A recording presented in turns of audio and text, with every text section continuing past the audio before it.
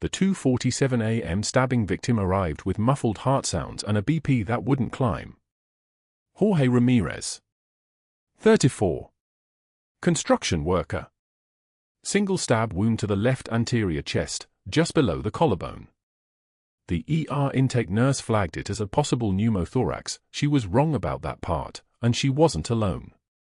The code team was still scrubbing in. The attending, Dr. Hargrove, was 3 minutes out from his office, moving toward the trauma bay like a man who owned it. Laura Bennett saw the patient and didn't need a radiology tech to tell her what was happening. The muffled heart sounds weren't a pneumothorax. They were the sound of a heart drowning in its own blood. Cardiac tamponade. The pericardium, the sac surrounding the heart, was filling with blood from the stab wound. With every beat, Jorge's heart pumped against increasing pressure. Soon there would be no room for anything. No room for blood to fill the chambers. No room for a pulse. She was in bed for when the paramedics wheeled him past. She didn't stop what she was doing, finishing a glucose check on a diabetic patient with an infected foot ulcer, but her eyes tracked the gurney the way a sniper's eyes track movement through a scope. The patient's skin was already that particular shade of gray that meant minutes, not hours. His mouth was open. His breathing was shallow, almost feminine in its weakness. The paramedic was giving report at the trauma bay doors, and Laura heard the words that meant nothing would save him if someone didn't move right now, BP 68/42. Falling.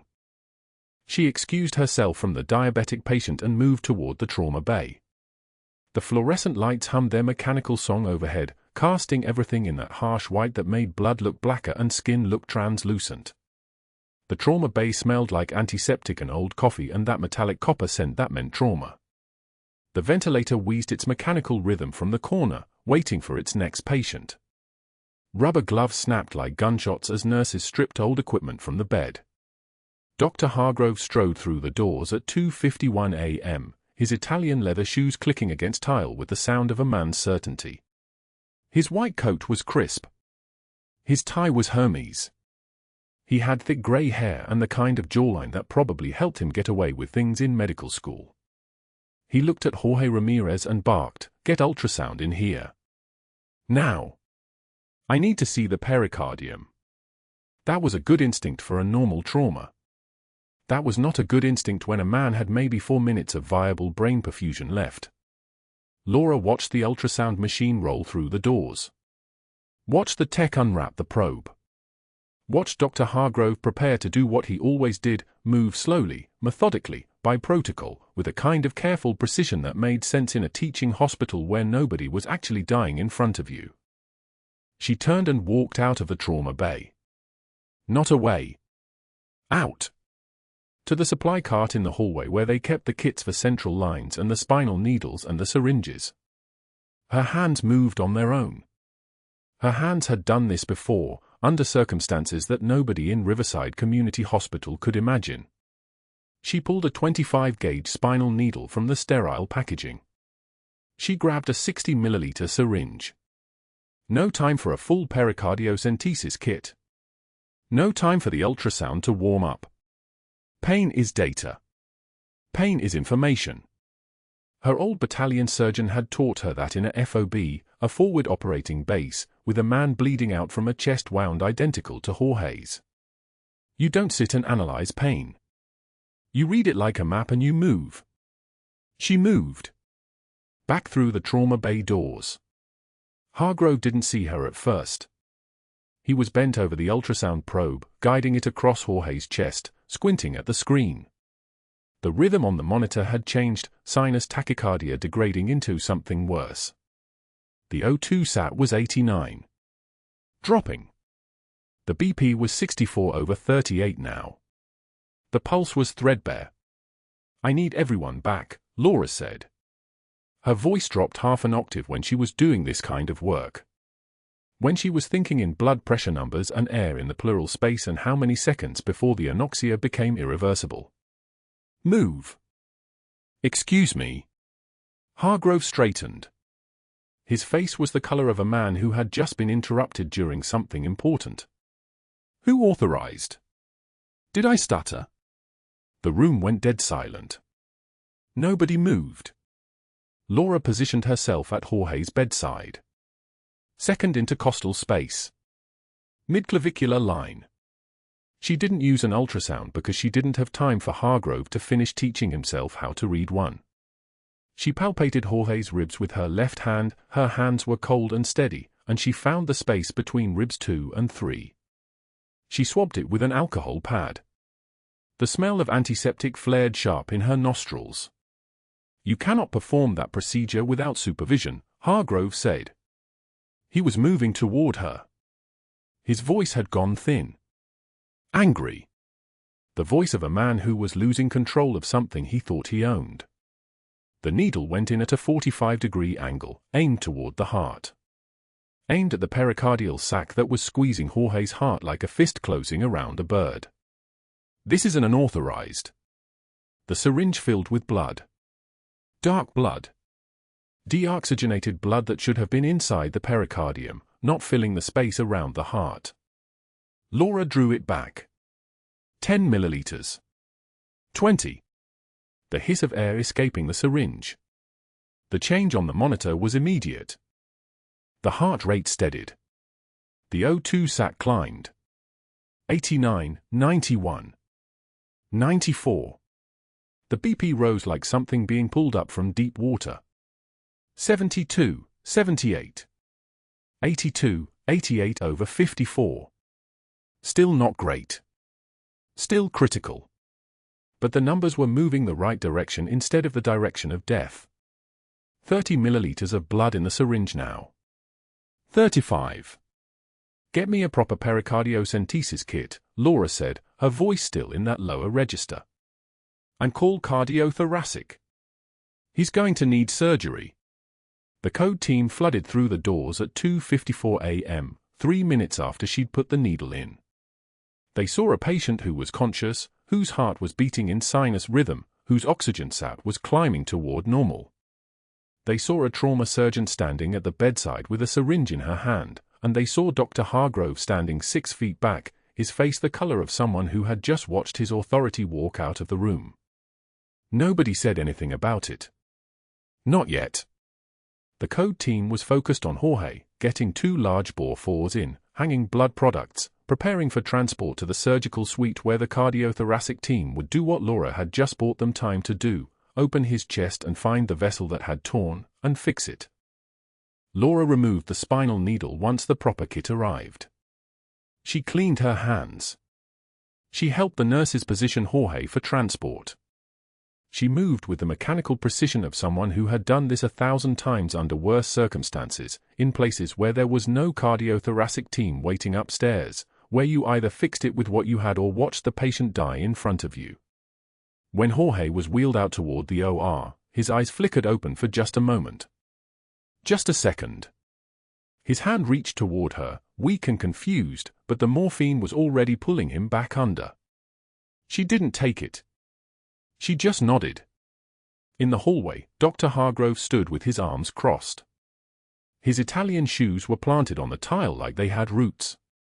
His face was very still. "That was a physician-level procedure," he said quietly.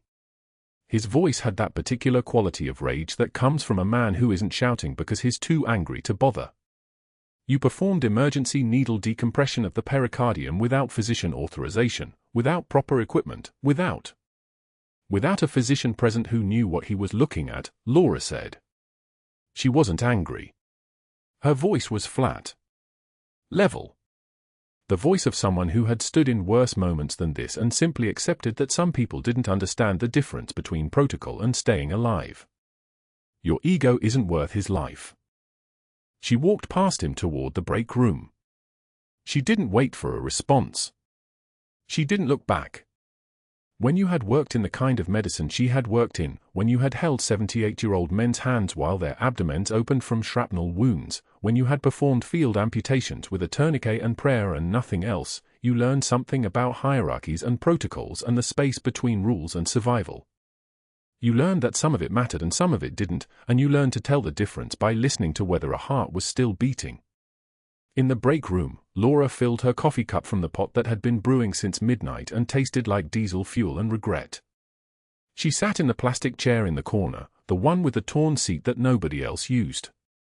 Her left leg ached where the shrapnel was still lodged too close to her spine for surgeons to touch safely. Her hands, when she looked at them, were completely steady. Nurse Patricia walked in, saw Laura sitting there, and walked back out without a word. 2 minutes later, a student nurse started to sit down, then remembered something urgent she had to do in radiology. The room stayed empty except for the sound of the fluorescent lights buzzing overhead like insects inside a trap.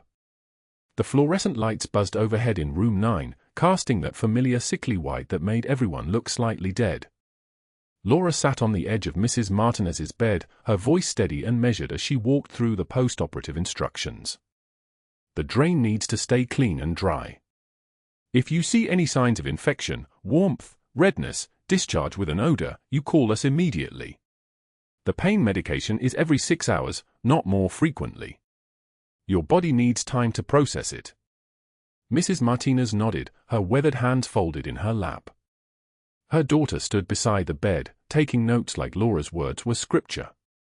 The patient's husband leaned against the window frame, listening with the careful attention of someone who understood that information could mean the difference between healing and complications. Any questions? Laura asked.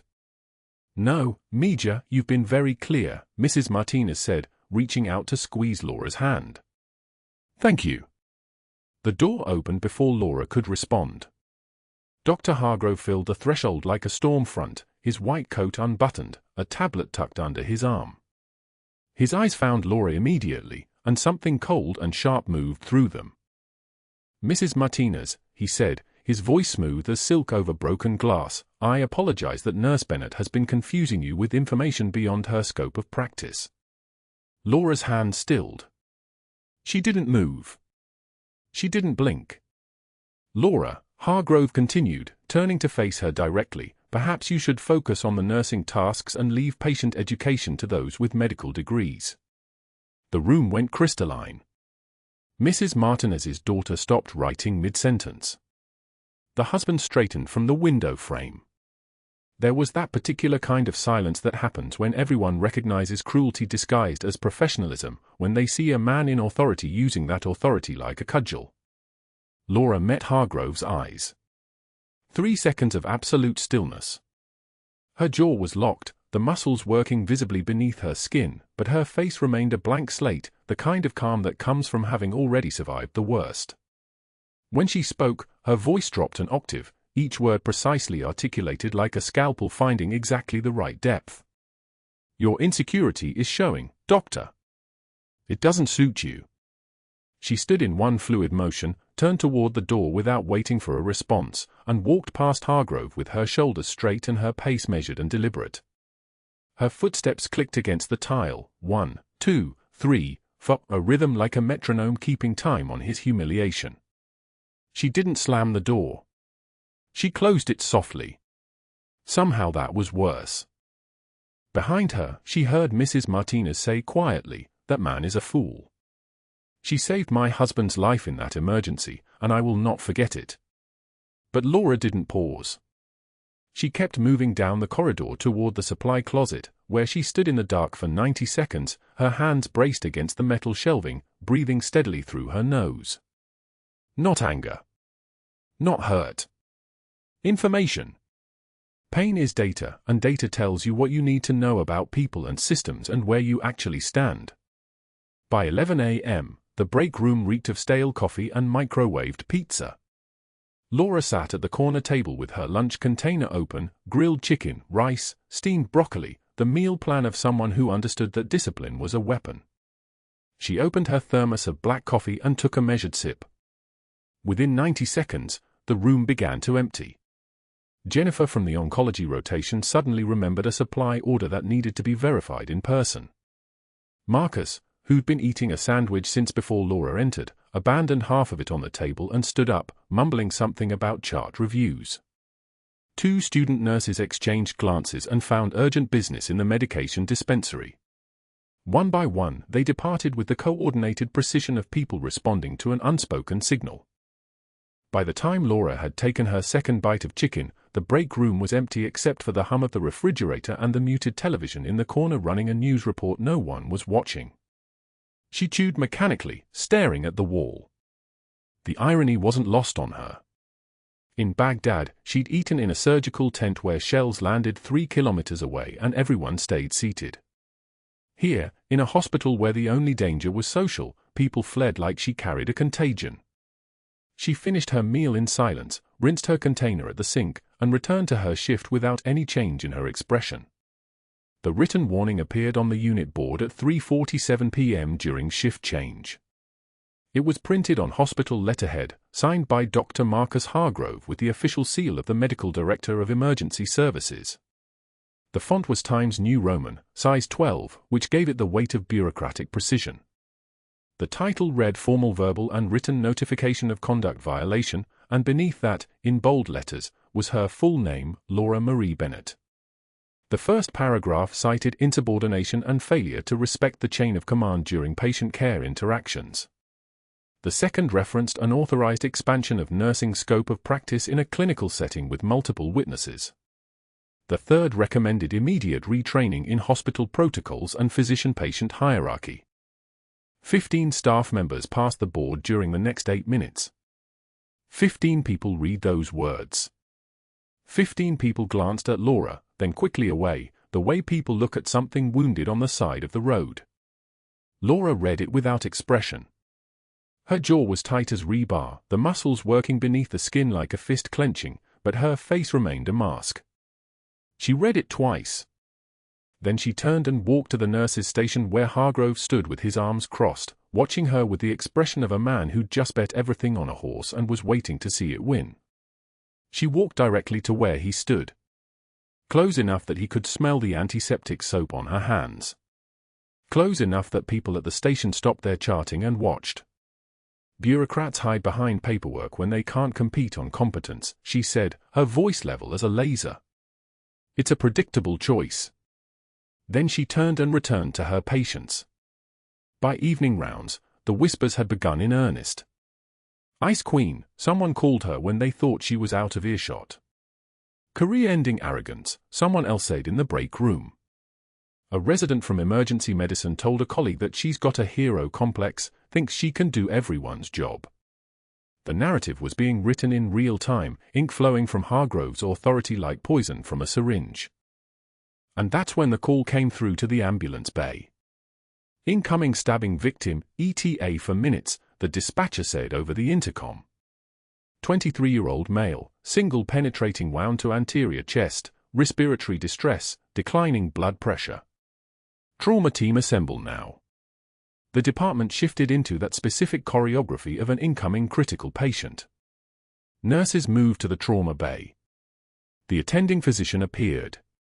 The trauma team gathered, surgery, cardiology standing by, the respiratory therapist positioning themselves near the ventilator. The energy in the hospital changed, became electric, became focused on something real. Laura was at the med cart when the first ambulance vehicle squealed into the bay. She moved toward the trauma room with practiced efficiency, not rushing. Rushing meant mistakes, but moving with purpose.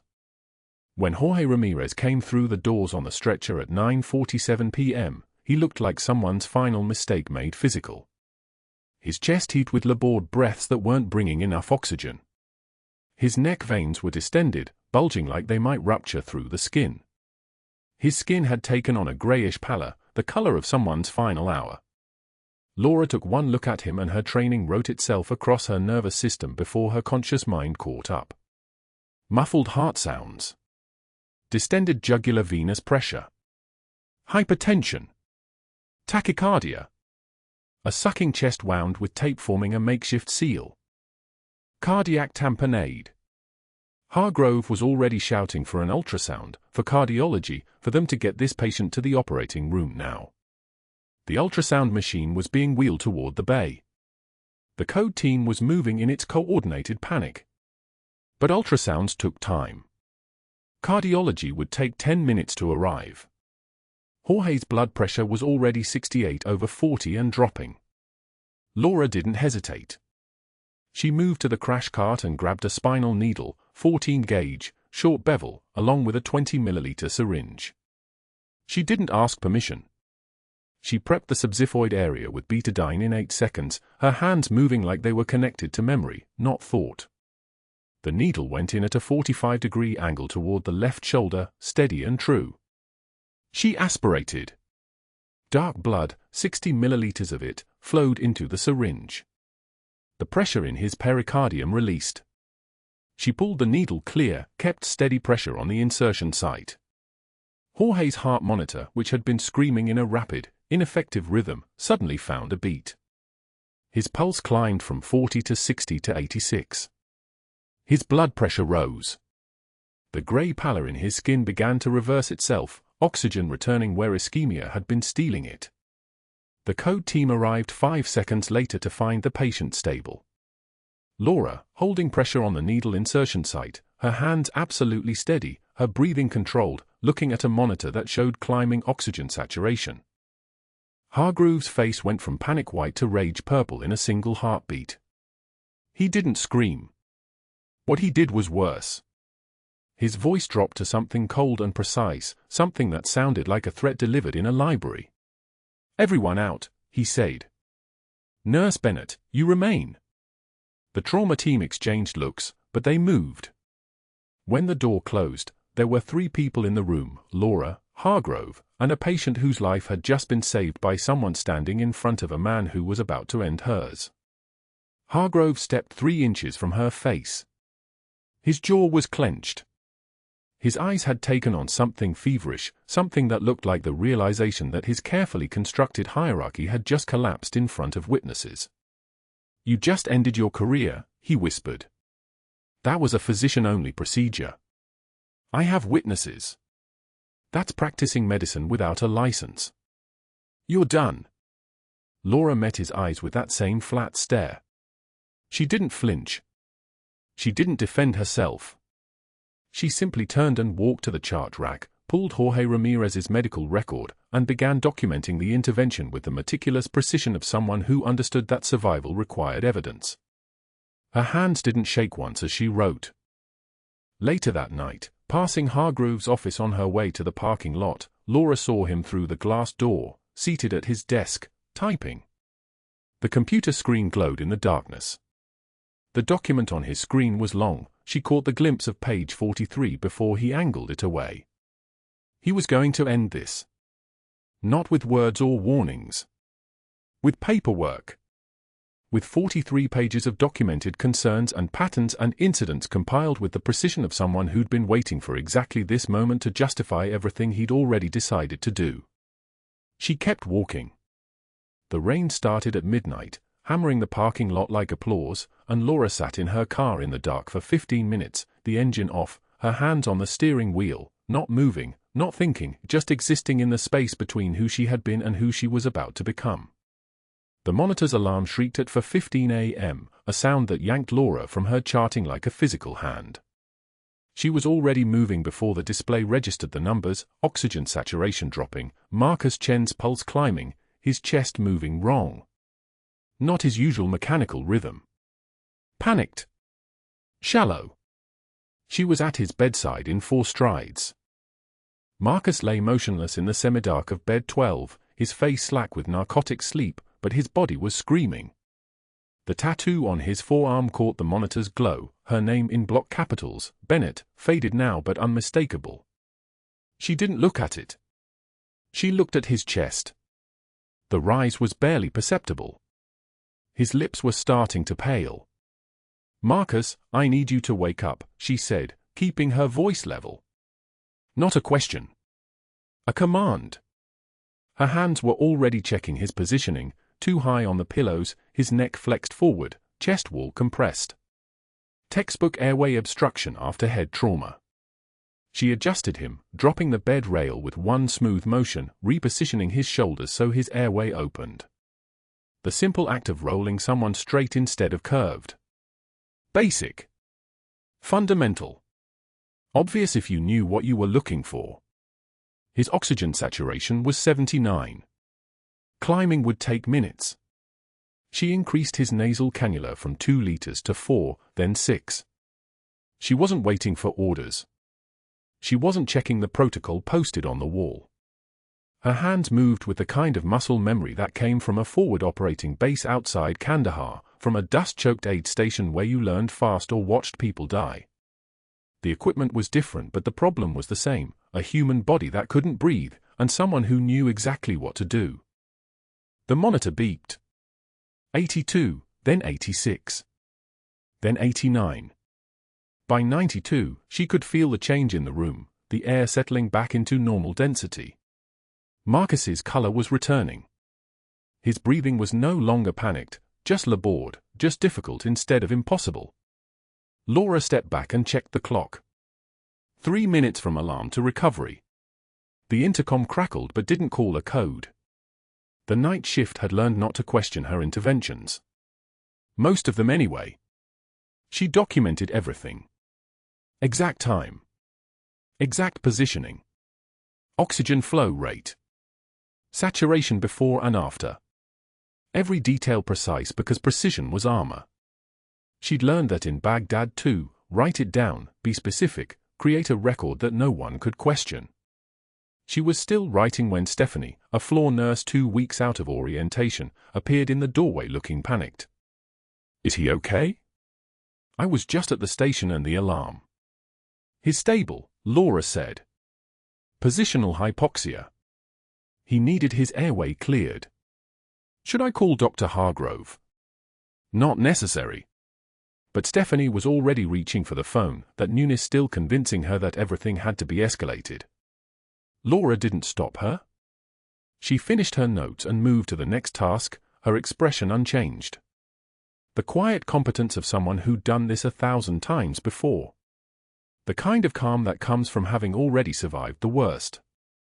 By 6 a.m., Dr. Hargrove appeared on morning rounds with his coffee mug and his territorial posture, standing at the foot of Marcus Chen's bed like a general surveying his domain. Laura was documenting a medication administration at the computer terminal across the unit. She knew without looking that Hargrove was reading her notes about the 4:15 incident. She could feel his attention like pressure changing. "Nurse Bennett," he said. Not a greeting. A summons. She closed the documentation screen and walked over, her face neutral. "Yes, doctor. I see there was an incident with this patient this morning. Positional hypoxia. Resolved with repositioning and oxygen adjustment. At what point did you notify the physician?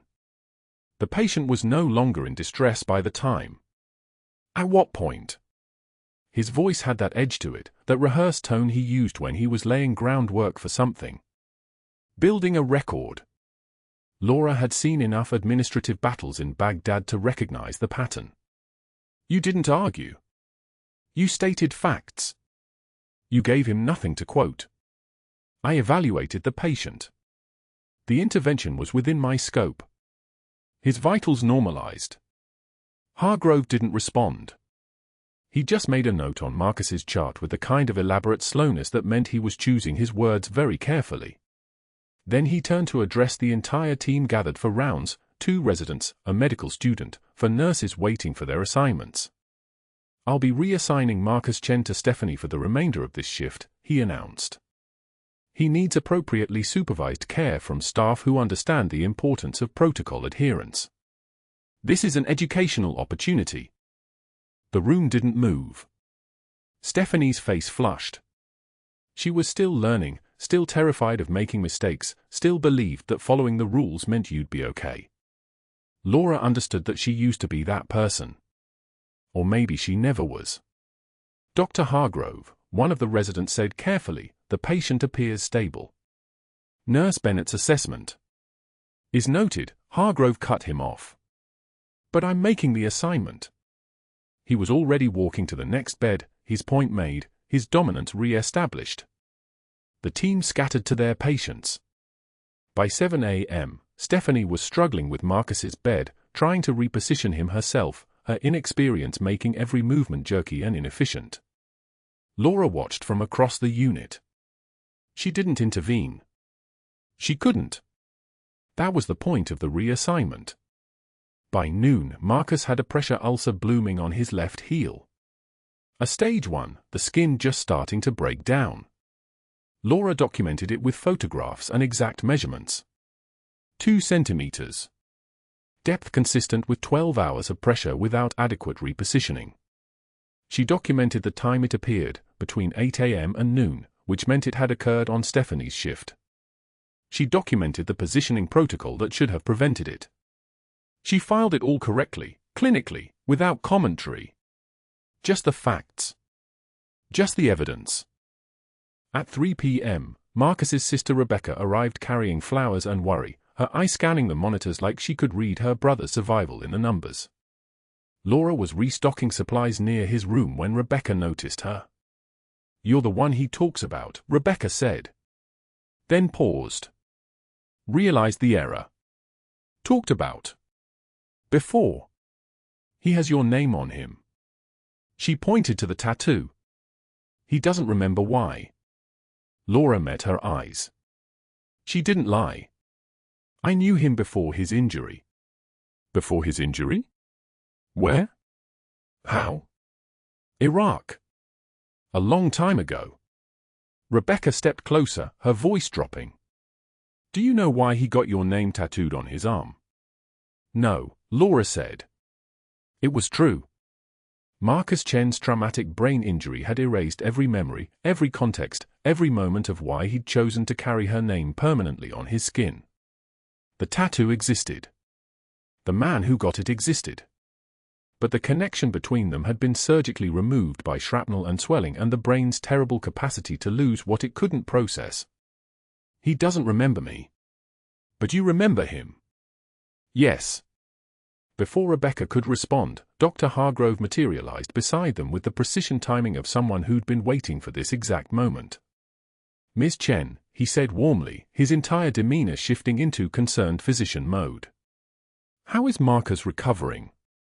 "We're ensuring he receives appropriately supervised care.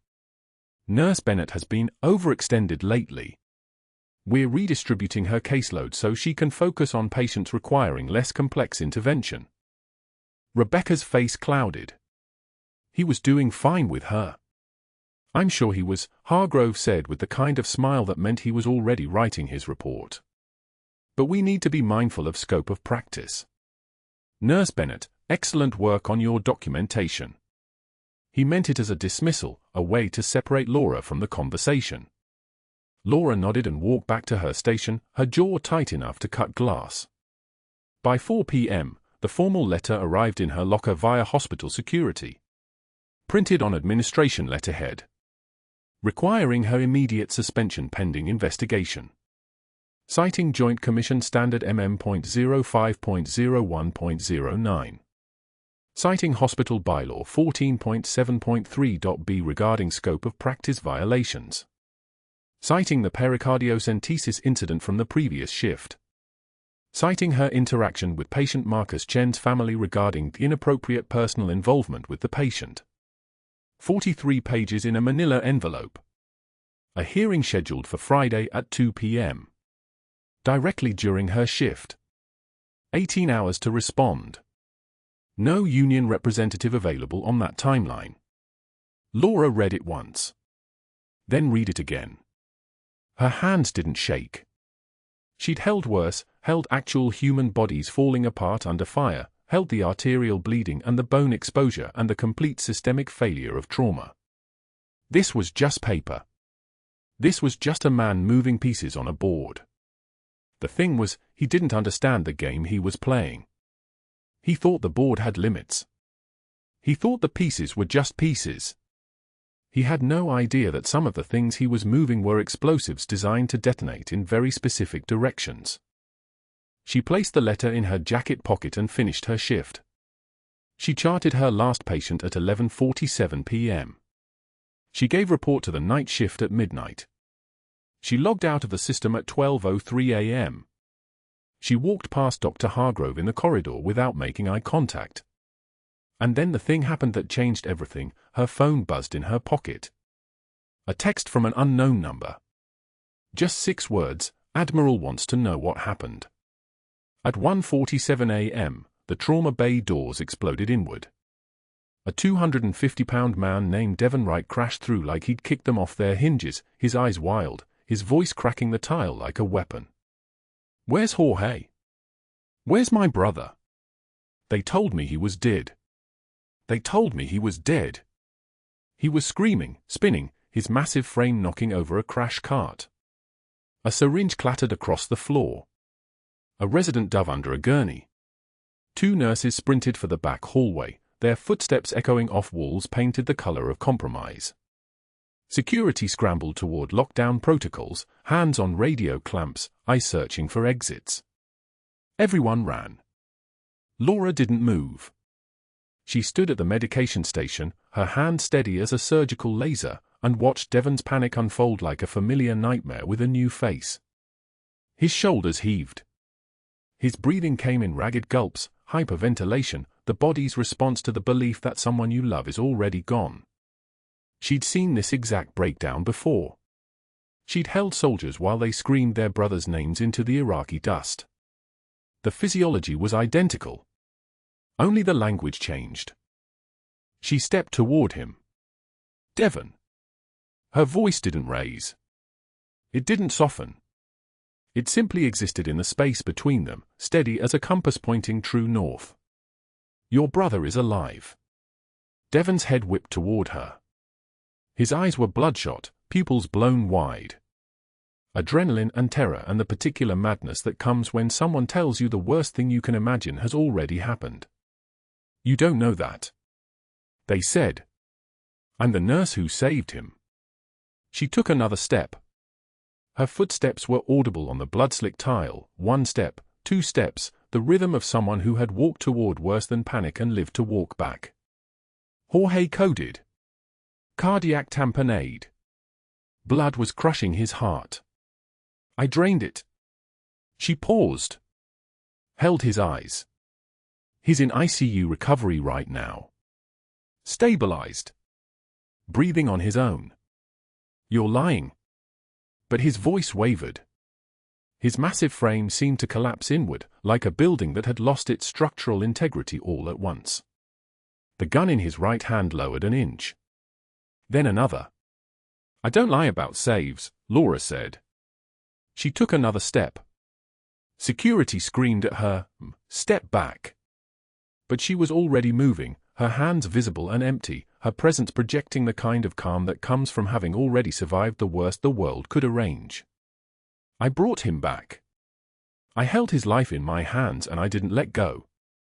Jorge is alive because I refused to wait for permission." Devon's breathing began to match hers. Slower. Deeper. The gun continued its descent. Laura had done this before in Baghdad with a 19-year-old private who'd watched his squad disappear into an IED explosion, the same technique, the same measured speech, the same understanding that panic is just information delivered in the wrong tone. She moved closer. One hand extended, not toward the weapon, but toward his arm like she was guiding a patient toward recovery. "Let's go see him," she said. Devon handed her the gun like he was passing off a burden he'd been carrying his entire life. His hand shook. Tears carved tracks through the sweat on his face. Laura cleared the chamber with the practiced efficiency of someone who'd qualified on weapons ranges in 3 different countries, set the pistol on the nearest counter, and placed her hand on Devon's shoulder. "Come on.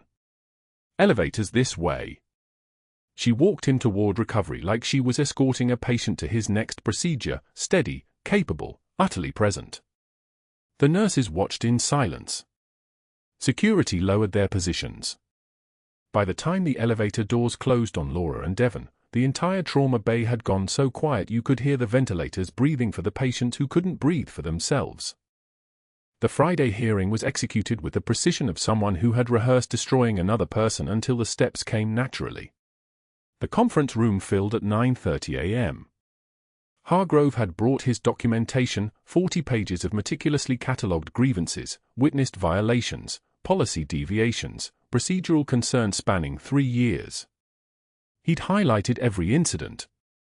He'd cross-referenced every deviation with Joint Commission standards, hospital bylaws, scope of practice regulation so obscure that Laura's own defense attorney would have needed an encyclopedia to comprehend them.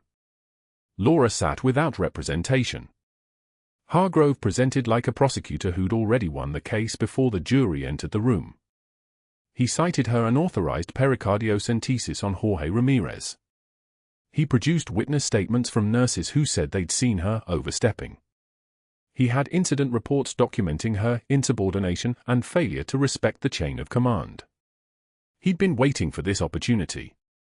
36 months of documentation, compressed into a presentation that took him 45 minutes to deliver. The hospital's chief medical officer listened. The CEO sat with her hands folded. The decision took 6 minutes. The hospital board has voted to accept your recommendation for immediate termination, the CEO said, her voice carrying the particular flatness of someone delivering a death sentence she didn't personally write.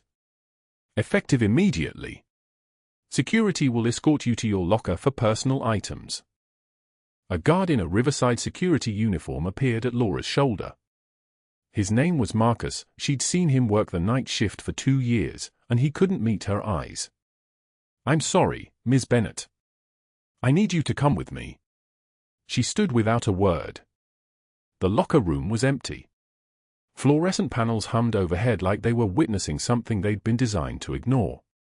Laura cleared her space with the methodical precision of someone packing up a life that had never quite been allowed to settle. Her stethoscope, a Littman cardiology for she'd bought with her first month's salary. Her trauma shears, the handles worn smooth from thousands of emergency cuts. A framed photograph of her old unit, faces she'd promised herself to forget, hidden behind the spare scrubs nobody ever noticed. At the bottom of her locker, wrapped in a t-shirt from Camp Lejeune, sat a single dog tag on a broken chain. She picked it up and held it to the light. The name was worn smooth. Not her name. The name of a soldier she'd carried 3 blocks through sniper fire, whose life she'd held together in a collapsing building with no light and no backup. She'd never told anyone that name. She'd never spoken about that night. She put the dog tag around her neck beneath her scrubs where no one would see it. Where it had always lived. Hargrove watched from the doorway as she packed, his arms crossed, his face arranged in the expression of someone who'd just removed a dangerous obstacle from his domain. She walked past him without acknowledgement, the cardboard box of her career held against her chest like evidence of something. At 3:47 a.m., Laura sat alone in an empty diner booth on Granby Street, the kind of place that stayed open for people who'd forgotten how to sleep. The coffee had gone cold an hour ago. Her reflection in the black window was a ghost in scrubs, someone who'd saved 37 lives in Baghdad but couldn't navigate the politics of Norfolk. Outside, rain hammered the parking lot like applause for a performance nobody wanted to watch. The waitress refilled her cup without asking. Laura watched the steam rise and disappear. But that wasn't the worst part. The construction accident had come in at 2:15 a.m., crushing injury to the left hand from equipment malfunction. The patient was conscious, stable, complaining primarily about the pain and the fact that he'd lose at least 6 weeks of work. A standard trauma admission. A routine injury. Laura wasn't there anymore. She was in a diner, watching rain-streak windows. The construction worker's name was James Rodriguez. He'd been a combat medic in her unit in Baghdad. When he looked up from the gurney and recognized the nurse who'd just been fired, he went pale. Not from the injury. From understanding. Bennett. His voice cracked like it had been stored somewhere cold and brought back to temperature too fast. Holy shit, Sergeant Bennett. I thought you were still overseas. The trauma bay had gone so still you could hear the 4 pumps calculating drip rates. Every nurse in earshot froze. Laura wasn't there anymore.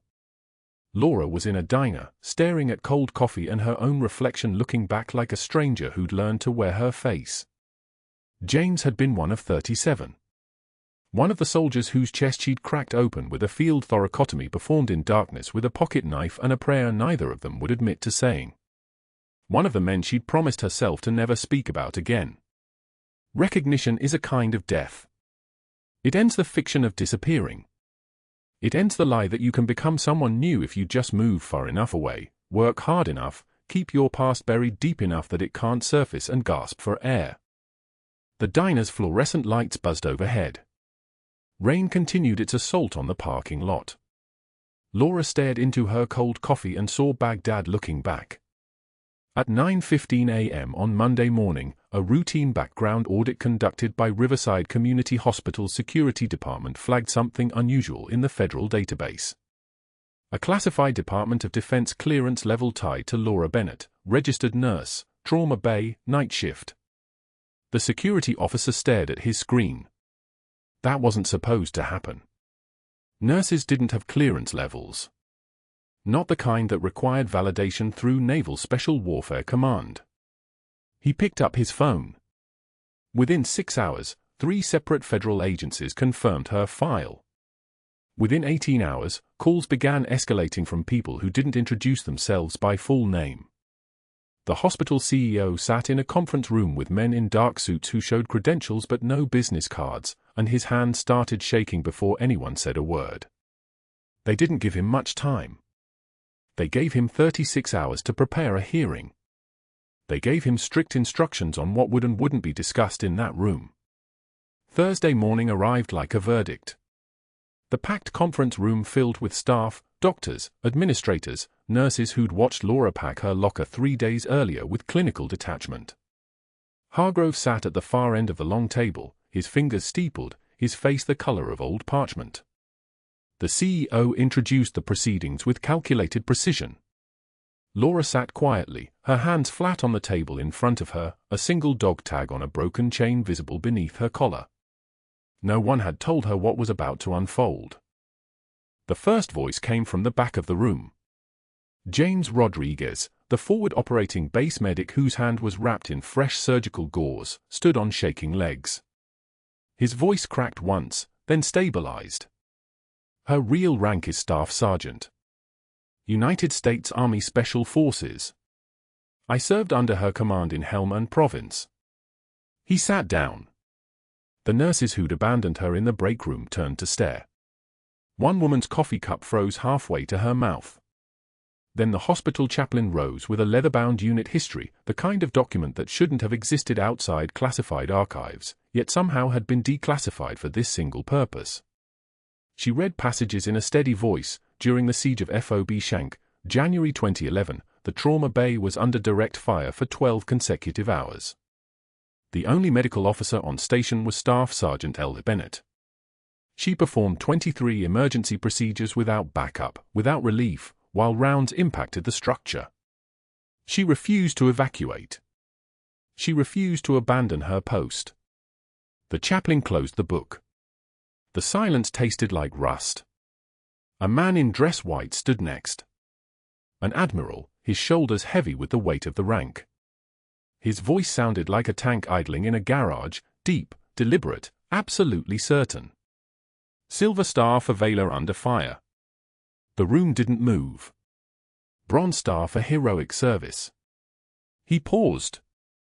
The pregnant pause was deliberate. Second Bronze Star for leadership during combat casualty evacuation. He waited.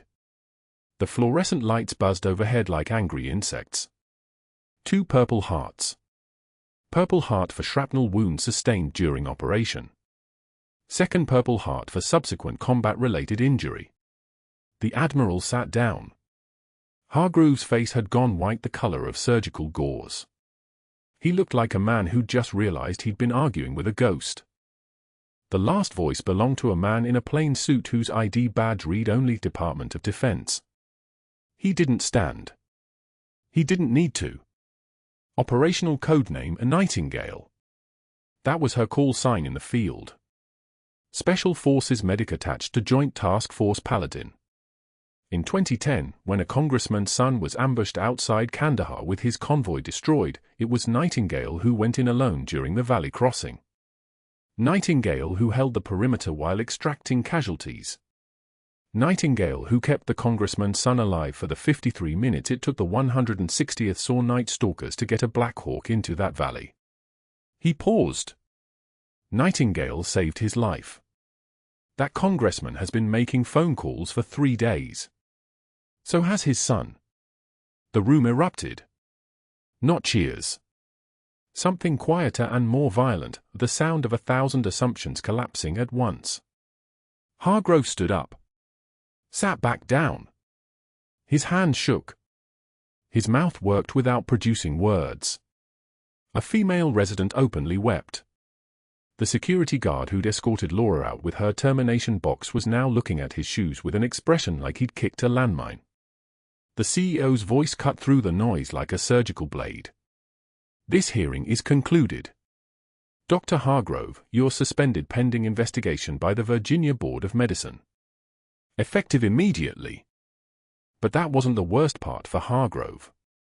The next morning, at 8:30 a.m., the same security guard appeared at his office door. He wasn't alone. He carried an identical cardboard box, the kind used for packing personal effects. The guard's smile was tight, professional, and absolutely merciless. I believe you know the way out, sir. Behind him stood the CEO with a folder containing termination papers. The grounds were precisely documented: gross negligence in personnel assessment, retaliation against protected veteran status under USERA violations, creation of hostile work environment, and interference with patient care.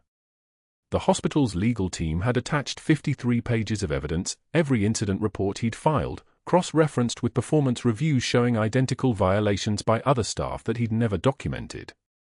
The pattern was unmistakable. Predatory. Targeted. Hargrove packed his diplomas. His framed certificates came down from the walls like leaves falling from dead branches. The nurses watched from the hallway, the same nurses who'd silently supported his humiliations of Laura, who'd scattered when she entered the break room, who'd accepted his reframing of her competence as arrogance. No one helped him carry his boxes. His hospital keycard was deactivated before he reached the parking lot. His wife got a phone call from hospital administration before he did. She started making arrangements with her sister in Richmond that same afternoon. Within 72 hours, his medical license was suspended pending review. The 43-page brief he'd meticulously compiled, the one he'd submitted to administration detailing Laura's alleged violations, became the primary evidence of his retaliation pattern. Within 2 weeks, the investigation into the medication error she'd caught, the one he'd berated her for correcting in front of a patient's family, triggered a separate audit of his records. The audit revealed 6 other missed errors over 18 months. 2 of those errors had resulted in patient harm. One patient suffered permanent kidney damage from a missed hyperkalemia. Another developed necrotizing fasciitis from a delayed diagnosis. The families were already consulting attorneys. His malpractice insurance carrier dropped him. His medical license suspension became public record. His name circulated through Norfolk, Virginia Beach, Hampton Roads like a contaminated blood sample, something people warned colleagues about, something that made phones go quiet when he applied. No hospital in a 200-mile radius would return his calls. His attorney bills accumulated like snow drifts. His wife filed for divorce and took their daughter to Richmond. Their daughter refused to speak to him on the phone. For months later, someone spotted him at Tidewater Community College. He was teaching CPR basics to a classroom of 20 students for $11 an hour. The training dummy lay on the table in front of him like something he'd defeated once but couldn't seem to kill anymore. He fumbled with the compression depth marker, setting it wrong, correcting it, setting it wrong again. His hands trembled. A student in the back row scrolled through her phone, not paying attention until her friend whispered something. The friend Google searched his name. Found the news articles. One headline read, "Prominent Norfolk ER doctor fired for retaliating against award-winning veteran nurse." The friend showed her screen. Both students stared at Hargrove like he was a specimen under glass.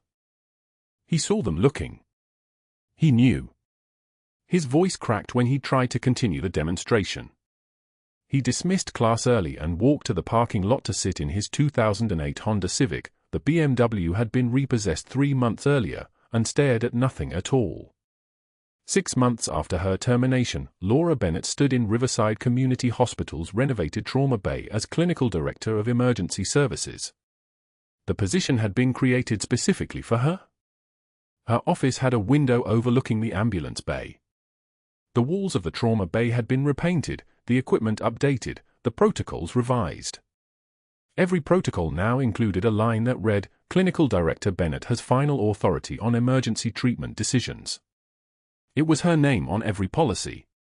It was her judgment that governed every code.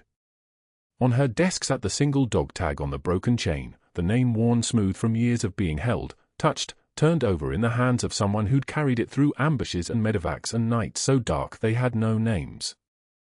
Marcus Chen had been transferred to a long-term care facility in Richmond where specialized therapy was beginning to reconstruct the man who'd forgotten her but whose forearm still carried her name in block letters. His sister Rebecca sent updates every Friday. Last week, Marcus had asked about the tattoo. Rebecca told him the story, a staff sergeant who'd carried him 3 blocks through sniper fire, who'd refused to leave him behind when evac pulled out, who'd held his hand while radioing for emergency extraction with rounds tearing through the concrete around them. He didn't remember it. His traumatic brain injury had erased those memories like chalk from a board. But he believed it because it was written on his skin. Devon Wright, Jorge Ramirez's brother, had completed a plea deal, community service and mandatory counseling. Jorge had recovered fully. He visited the trauma bay monthly to thank the woman who'd saved his life, and every time he tried to express gratitude, Laura would deflect with a single sentence, "I was doing my job. Just a nurse. Nothing more. Nothing less. Everything." Her team moved like the unit she'd once led in Baghdad. Efficient. Trusting. Precise. She trained them the same way she'd been trained, competence over credentials, outcomes over protocol, lives over paperwork. During a late-night code, she watched a new nurse perform a flawless central line insertion under pressure, hand steady, movements economical, no wasted motion, and saw herself 12 years ago, before Baghdad, before the shrapnel lodged near her spine, before she'd learned that the quietest person in the room might be the one holding it all together. After the shift, Laura drove past Tidewater Community College where Hargrove taught CPR to a classroom of bored students. She didn't stop. Didn't slow down. Just noted it and kept driving. Some reckonings don't require confrontation. Some people destroy themselves so thoroughly that bearing witness is enough. His career wasn't just damaged, it was gone, dissolved, evaporated like water off hot asphalt. His reputation was a whisper now. His future was minimum wage and the knowledge that everyone who'd ever worked with him knew exactly what he'd done and exactly what he'd become.